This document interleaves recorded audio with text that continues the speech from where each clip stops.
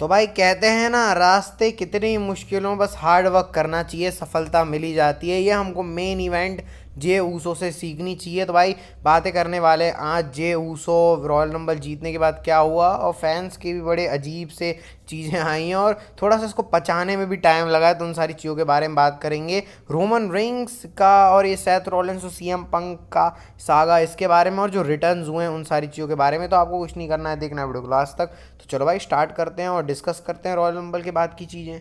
लेकिन इसके पहले भाई, अगर आपने रॉयल रंबल ही नहीं देखी है तो फिर इसका क्या मतलब है भाई। मस्त पूरी 14 मिनट, मतलब 13.5 मिनट की पूरी एक वीडियो आ गई है भाई, लिंक डिस्क्रिप्शन में। इतिहास की सबसे अच्छी वीडियो पूरे रॉयल रंबल का रिव्यू आपको कहीं नहीं मिलेगा, तो भाई उसका लिंक डिस्क्रिप्शन में मिल जाएगा। मस्त इन्जॉय करो रॉयल रंबल को, फिर इसको देखो, वरना फिर आपको पता ही नहीं रहेगा कि क्या सारा सिस्टम हुआ है। तो उसके लिए भाई प्लीज़ देख लेना भाई।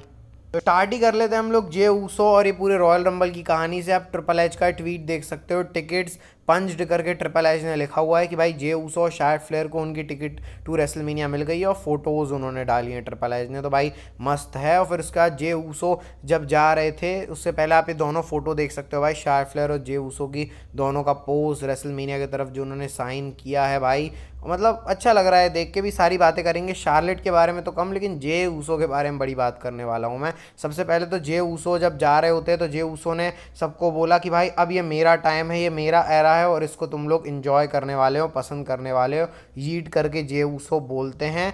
अब थोड़ा सा जे ऊसो के बारे में बात करते हैं भाई। मतलब मैं कमेंट देख रहा था ट्विटर के ऊपर, तो जे ऊसो को भाई worst royal rumble, triple H को घटिया, और लोग पता नहीं क्या क्या कमेंट कर रहे थे, और मेरे भी डाइजेस्ट कर पाना मुश्किल था जे ऊसो जीतेंगे। मैंने एक वीडियो बनाई थी डीप डिस्कशन की, जो पिछले साल भी बनाई थी, ठीक है। उस मतलब जब भी ऐसा रहता है कि 9-10 नाम लिए थे मैंने पिछले साल भी और इस साल भी, उन्हीं में से कोई एक ऑब्वियस सी बात है रॉयल रंबल जीतता है, और ऐसा होता भी है। और मैं जब से रॉयल रंबल देख रहा हूँ तब से ये पहली बार ऐसा हुआ है कि जो टॉप 5 वाले ऑड्स हैं, इवन टॉप 7-8 तक के जो ऑड्स हैं, वो काम नहीं करें। जे ऊसो शायद 9वें या 10वें नंबर पे थे और वो जीते हैं रॉयल रंबल। तो थोड़ा डाइजेस्ट कर पाना मुश्किल है कि रॉयल रंबल में भाई जॉन सीना, सीएम पंक, इतने बड़े बड़े नाम होने के बावजूद जॉन सीना, सीएम पंक, फिर उसके बाद Roman rings, Drew McIntyre, Seth Rollins, Logan Paul के रहते हुए जे ऊसो जीते हैं। हालांकि जे ऊसो भी बड़े स्टार है, लेकिन फिर भी भाई मेरे हिसाब से सिर्फ मैं इसके लिए एक ही चीज़ें बोलूँगा, ट्रस्ट द प्रोसेस। अब ट्रिपल एच के ऊपर अभी हम ट्रस्ट करते हैं, थोड़ी सी चीज़ें देखते हैं। तो कभी कभी ना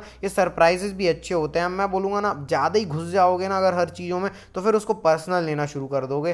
भाई एंजॉय करो, जे ऊसो जीते हैं। मेरे हिसाब से ज़्यादा कुछ ऐसा बनाने की ज़रूरत है नहीं, और मैं तो खुश हूँ भाई जे ऊसो के लिए। वो बंदे ने मेहनत करी है, उसको मिला पे जिमी ऊसो, जे ऊसो की फ़ोटो देख सकते हो ट्विटर के ऊपर, अच्छे रिएक्शन भी हैं। रोमन रिंग्स भाई साहब ने भी यीट ट्वीट किया हुआ है, 2 मिलियन इस पर व्यूज़ भी आ गए हैं। और मामी रिया रिप्ली ने भी ट्वीट किया है, डेमियन प्रीस्ट और बहुत सारे जो सुपरस्टार हैं उनने भी इसके ऊपर रिएक्ट किया। तो मेरे हिसाब से तो भाई खुश होना चाहिए, कुछ ऐसा है नहीं भाई बातें। हाँ, अब ट्रिपल एच अगर कचरा कर देंगे जे ऊसो के साथ तो फिर क्रिटिसिज्म बनता है। अभी हम लोग सिर्फ ट्रस्ट द प्रोसेस देखते हैं मंडे नाइट रॉ इन सब में क्या होता है। बाकी निकी बेला का भी रिटर्न हुआ है, तो निकी बेला ने यहाँ पर बोला है कि भाई जो आर्मी है, बेला आर्मी, वो तैयार हो जाओ निकी बेला के लिए। और मेरे हिसाब से निकी बेला भी एक रेगुलर स्टार बन गई हैं, जहाँ तक जिस उनका ये जो लहजा था, जिस हिसाब से बात करने का, वैसे देख के तो मुझे यही लगा भाई। बाकी पंगा भी हो गया है बेली और निकी बेला के बीच में। पता नहीं क्या इसको स्टोर लाइन में यूज़ करने वाले हैं या फिर ऐसे ही डब्ल्यू ने कर दिया, भाई समझ में नहीं आ रहा। लेकिन जो भी है, कुछ पंगा तो पड़ गया था।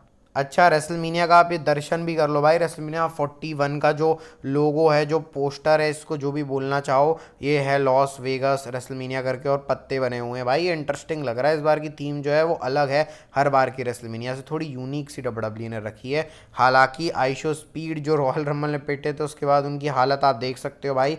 उनका जो मामला है वो ठीक है नहीं, उनको पैर वैर में लग गई है, वो मैं फ़ोटो दिखा नहीं सकता हूँ। थोड़ा उनका पैर में लगी हुई है कटवट, तो लोगन पॉल उसी के बारे में पूछ रहे हैं यहाँ पर और वो दिखा रहे हैं। तो भाई आइशो स्पीड के लिए रॉयल रंबल उतना अच्छा रहा नहीं, लेकिन डब्ल्यू के लिए मार्केटिंग के हिसाब से बड़ा अच्छा रहा है भाई। एलेक्सा ब्लिस के रिटर्न के बारे में ही बात कर लेते हैं, जिसके बारे में ज़्यादा बात हुई नहीं है। मतलब एलेक्सा ब्लिस का कोई ऐसा बैक स्टेज से इंटरव्यू वगैरह कुछ आया नहीं है। बस आप ये मर्चेंडाइज देख सकते हो, गुड़िया, और एक गुड़िया वाली मर्च है एलेक्सा ब्लिस की। तो मेरे को लग रहा है कुछ वाइट 6 के साथ ही एलेक्सा ब्लिस का रोल होने वाला है। बाकी आप ये फोटो और देख के कंफर्म कर सकते हो। एलेक्सा ब्लिस ने जैकेट पहनी थी, फील्ड फॉर एवर करके उसमें लिखा हुआ था। तो एलेक्सा ब्लिस ये वाइट 6 की वो 6th मेंबर होने वाली हैं शायद, जहाँ तक मुझे ऐसा लग रहा है। बाकी देखो किस तरीके से डब्ल्यू उनका यूज़ करती है। वाइट सिक्स तो स्मैकडाउन में आ गई है, मतलब एलेक्सा ब्लिस भी स्मैकडाउन में। एजे स्टाइल्स का भी रिटर्न हुआ है, वो भी बहुत पॉजिटिव है कि डब्ल्यूडब्ल्यूई में हार जीत तो रहती है। और लोगन पॉल की उन्होंने थोड़ी सी बुराई कर दी, तो कि एजे स्टाइल्स अब लोगन पॉल के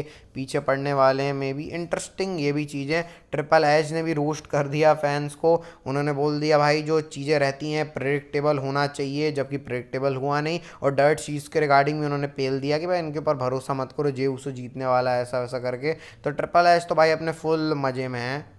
ड्रू मैकिंटायर के बारे में बात कर लेते हैं, और ये थोड़ी सी सीरियस है। आपने ड्रू मैकिंटायर का एलिमिनेशन देखा होगा रॉयल रंबल में, भाई रिव्यू वीडियो नहीं देखी है, लिंक डिस्क्रिप्शन में जाके देखो। तो वहाँ पर मैं भी थोड़ा सरप्राइज हो गया था कि डेमियन प्रीस्ट ने ड्रू मैकिंटायर को एलिमिनेट किया, मुझे समझ में नहीं आया। तो अब यहाँ पे BW इनसाइडर रिपोर्ट करता है कि ये डब्ल्यूडब्ल्यूई की कोई मिस्टेक है, मतलब ये कुछ गड़बड़ हुई है मूव्स में। जब ड्रू मैकिंटायर बैक स्टेज जा रहे थे तो उन्होंने भाई अनाप शनाप चीज़ें बोली, सामान फेंक रहे थे, और तुरंत वो एरिना से निकल गए, ऐसा रिपोर्ट आई। अब इसके ऊपर कितना ट्रस्ट करना चाहिए नहीं करना चाहिए वो तो नहीं मालूम भाई, आजकल समझ में नहीं आ रहा। लेकिन जो भी है मामला थोड़ा सा गंभीर तो लग रहा है। बाकी ये प्रोफेशनल है भाई। सेथ रॉलिंस के भी पिछले बार रिपोर्ट आई थी, वो भी सब ठीक हो गया था, तो अब ये भी ठीक ही हो जाएगा। बाकी ड्रू मैकिंटायर जैसा डिजर्व करते हैं वैसा डब्ल्यूडब्ल्यूई उनको दे नहीं रही है भाई। टॉप 6 में भी नहीं थे ड्रू मैकिंटायर, पता नहीं क्या चोचला है भाई। जॉन सीना के बारे में एक बड़ी चीज़ पता चलती है, प्रेस कॉन्फ्रेंस में जॉन सीना होते हैं, तो जॉन सीना ने बोला है भाई कि वो एलिमिनेशन चेम्बर में होने वाले हैं, और वहाँ पर उन्होंने क्लियरली बोला कि वो मेन इवेंट करेंगे अपनी आखिरी रेसलमेनिया,